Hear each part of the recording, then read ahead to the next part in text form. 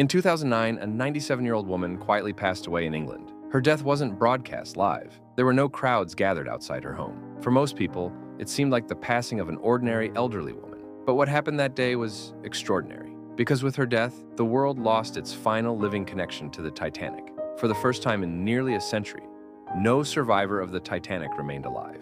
This is the story of Millvina Dean, the last person who survived history's most famous shipwreck. In 1912, the Titanic was the largest passenger ship ever built. Owned by the White Star Line, it was promoted as the safest and most luxurious ship in the world.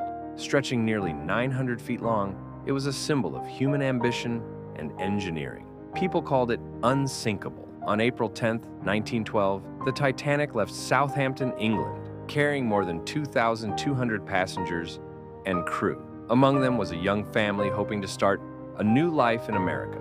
A father named Bertram Dean, a mother named Georgette, their 2 sons, and a tiny baby girl, just 9 weeks old. Her name was Millvina Dean. 4 days into the journey, disaster struck. Just before midnight on April 14th, the Titanic hit an iceberg in the freezing waters of the North Atlantic. At first, many passengers didn't realize the danger, but below deck, seawater rushed into the ship. The Titanic was sinking. As panic spread, lifeboats began leaving the ship. Millvina's father quickly realized the situation was serious. He helped his wife and children reach safety. Georgette boarded a lifeboat carrying her 2 sons and baby Millvina. Bertram Dean stayed behind. Like many men on board, he never made it off the ship. At 2:20 a.m. on April 15, 1912, the Titanic disappeared beneath the ocean. More than 1,500 people lost their lives. Millvina, just 9 weeks old, became one of the youngest survivors of the disaster. Millvina was too young to remember the sinking itself.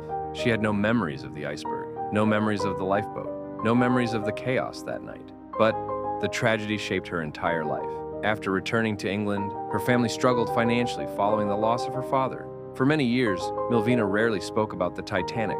In fact, she didn't fully understand her unique place in history until much later in life. As decades passed, Titanic survivors became fewer and fewer. One by one, they passed away. And eventually, Millvina became the last survivor still alive, the final living person who had been aboard the Titanic. As interest in the Titanic grew, especially after movies and documentaries introduced the story to new generations, Millvina became a symbol of living history. People from around the world wanted to hear her story, not because she remembered the sinking, but because she represented a direct connection to it. She was proof that the disaster wasn't just a story in a book. It happened to real people, real families, real children. On May 31st, 2009, Millvina Dean died at the age of 97, and with her passing, an entire chapter of living history came to an end. There was no longer a single survivor left to tell the story firsthand. Today, the Titanic rests nearly 13,000 feet beneath the Atlantic Ocean.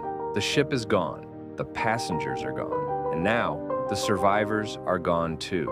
But their stories remain, because history isn't remembered through ships or monuments. It's remembered through people. And sometimes when the last witness disappears, their story becomes more important than ever.